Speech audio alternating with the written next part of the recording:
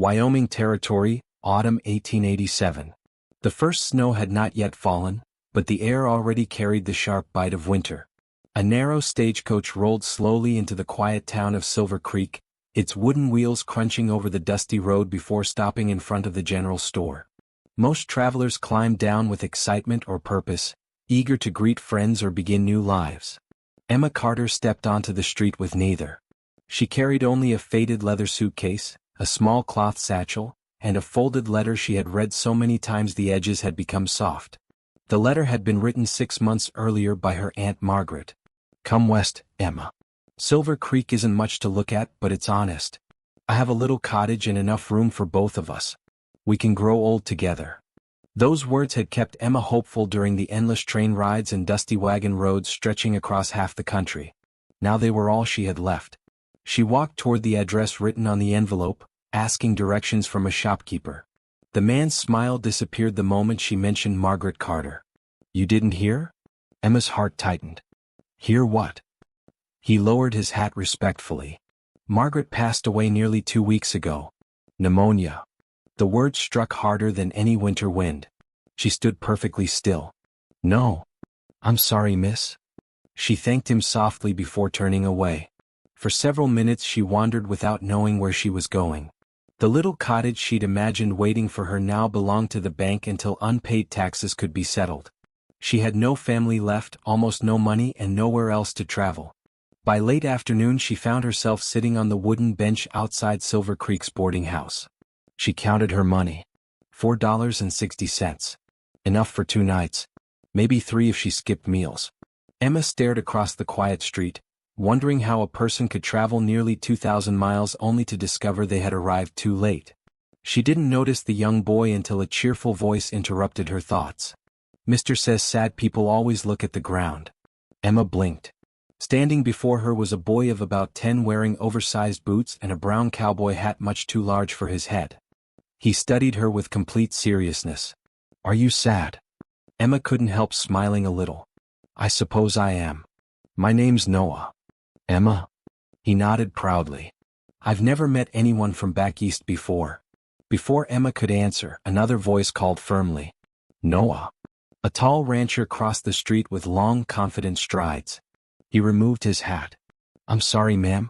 My son hasn't yet learned that strangers deserve privacy." Noah looked confused. "I was only asking." "I know." The man smiled apologetically before extending his hand. "Jacob Brooks." Emma accepted it. "Emma Carter." His handshake was warm, steady, and carried the rough strength of someone who worked every day with horses and cattle. Jacob appeared to be in his early 40s. His dark coat showed signs of years of ranch work, while the gray beginning to appear around his temples hinted at hardships far beyond his age.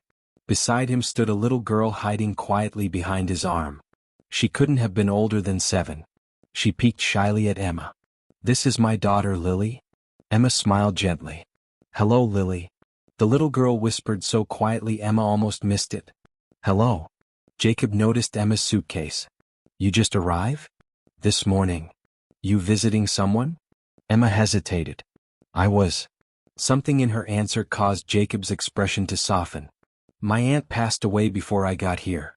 For a long moment no one spoke. Jacob simply nodded. "I'm truly sorry."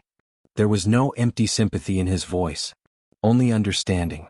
The kind that came from someone who had buried someone they loved. Noah looked up at his father. "Is that why she's sad?" Jacob rested a hand on his son's shoulder. "I imagine it is." After a moment he tipped his hat. "We won't keep you." The 3 of them continued walking toward the edge of town. Emma watched them disappear. For reasons she couldn't explain, seeing that small family together made the loneliness inside her feel both heavier and strangely hopeful. The next morning Emma began searching for work. The general store already had 2 clerks. The hotel needed no help. The schoolteacher politely explained they weren't hiring. By noon every opportunity had disappeared. She finally entered the town bakery, mostly because the warm smell of fresh bread drifted into the street. Inside, an older woman kneaded dough behind the counter. "You looking for something?" Emma gathered her courage. "Actually, I'm looking for work." The woman studied her hands. "Ever baked?" Emma smiled faintly. I've been cooking since I was 14. The woman's eyes narrowed thoughtfully. My name's Mrs. Bennett. She handed Emma a bowl. Show me. Emma mixed flour, butter, and yeast with practiced hands. She worked quietly, confidently, without rushing. Nearly an hour later, Mrs. Bennett sampled the fresh bread. She raised one eyebrow. Not bad. Emma waited anxiously. I can only pay $1 a day. Relief flooded through her. I'll take it. You start tomorrow morning. Emma thanked her so many times the older woman laughed. Enough, child. That evening Emma returned to her boarding house exhausted but grateful. She had secured work. Barely. After paying for another night's stay, only a few coins remained. As darkness settled over Silver Creek, someone knocked gently at her door. Emma opened it. Noah stood there balancing a basket almost too large for him. Papa made stew. She blinked. You walked all the way here? He nodded proudly. And fresh bread. Emma looked down the hallway. Jacob stood near the staircase, pretending to examine a framed picture on the wall. He clearly wanted Noah to deliver the meal himself. Emma smiled. You didn't have to. Jacob answered without meeting her eyes. I know. Noah grinned. Lily said people shouldn't eat supper alone. Emma suddenly found herself unable to speak. No one had worried whether she'd eaten since her mother died 10 years earlier. She accepted the basket carefully. Thank you. Jacob finally looked toward her. Good night, Miss Carter. Good night. When she closed the door, Emma sat on the edge of the bed holding the warm basket in both hands. She wasn't crying. Not exactly. But for the first time since arriving in Wyoming, she no longer felt invisible. Over the following weeks, Emma settled into life at the bakery. The work began before sunrise. She kneaded dough, baked pies, swept floors, and greeted customers with growing confidence. Nearly every afternoon Noah found an excuse to stop by. Sometimes he bought a single biscuit. Sometimes he simply wanted to tell Emma about a horse that had escaped the pasture or how he'd almost caught the biggest fish in the creek.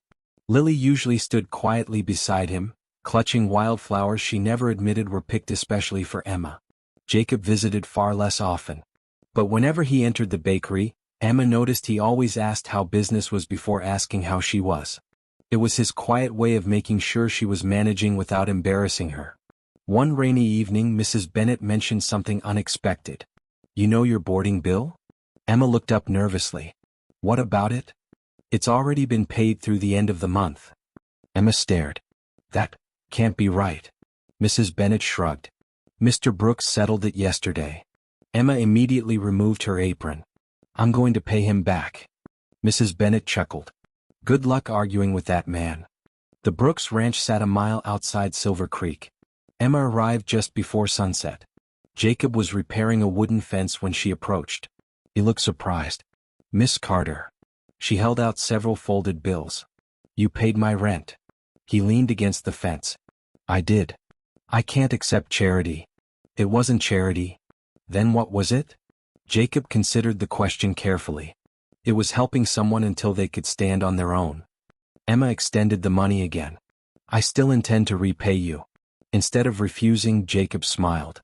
Then keep it. She frowned. When you believe you've truly gotten back on your feet, buy supper for someone else who needs it. Emma lowered her hand. No one had ever answered her quite like that.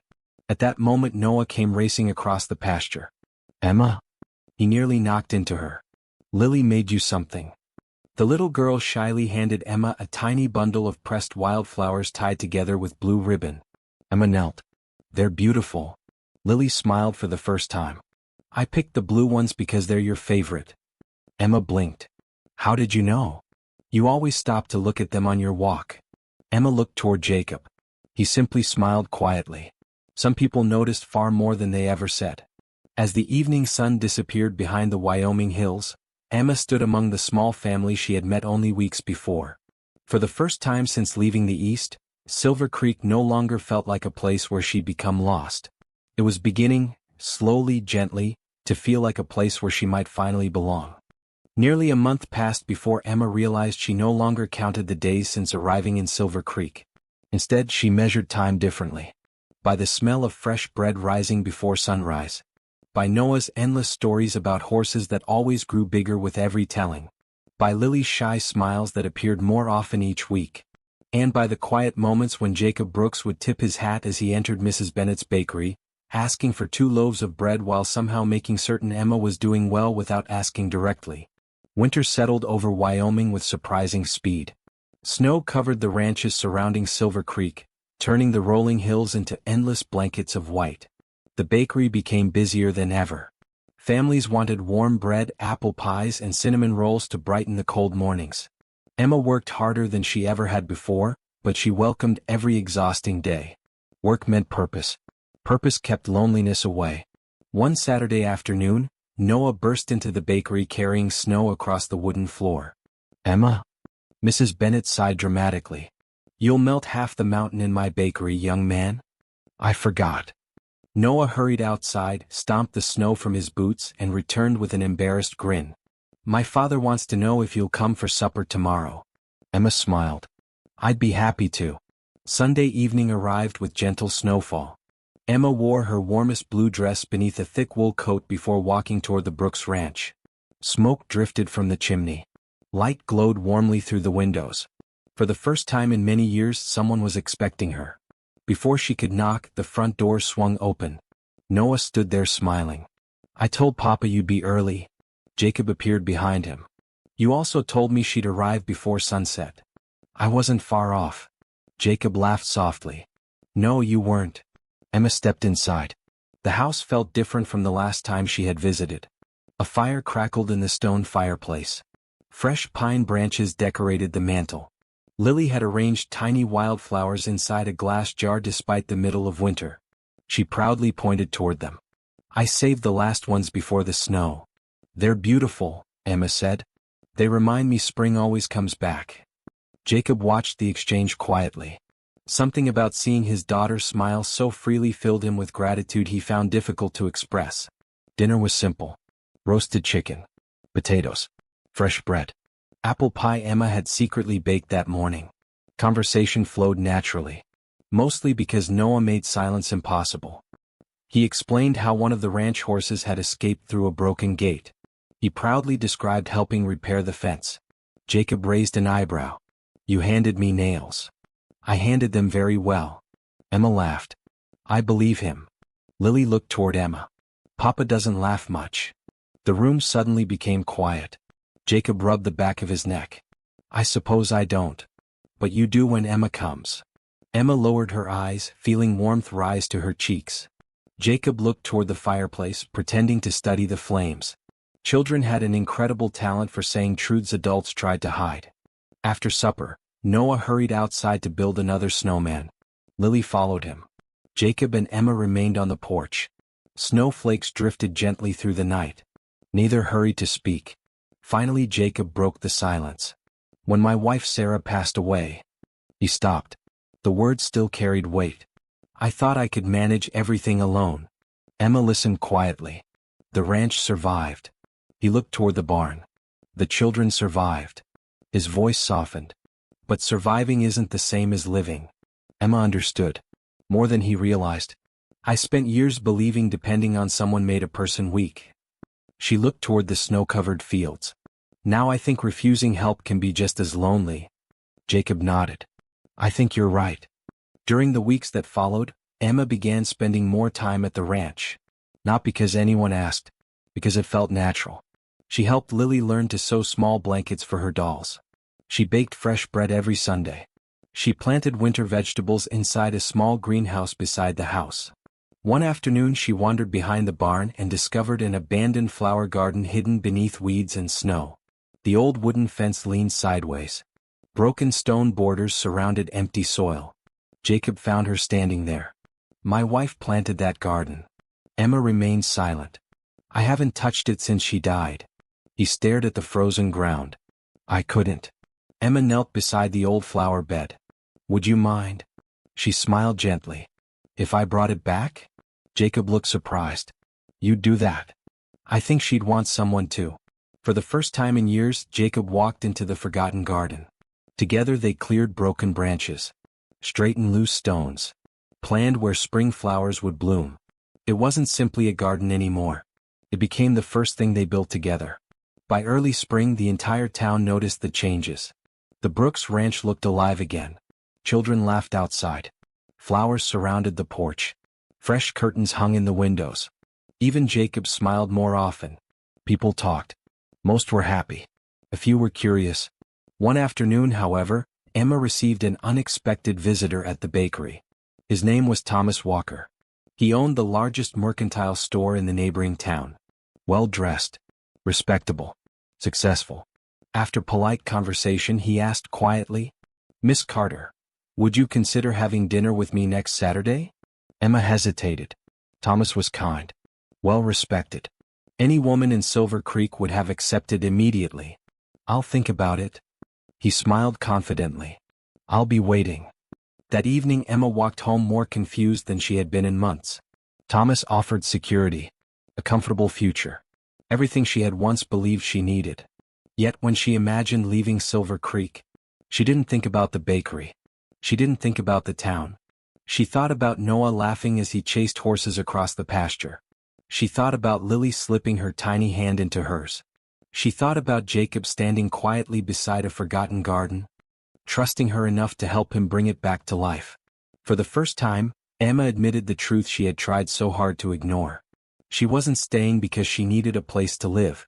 She was staying because she had fallen in love with the people who already felt like family.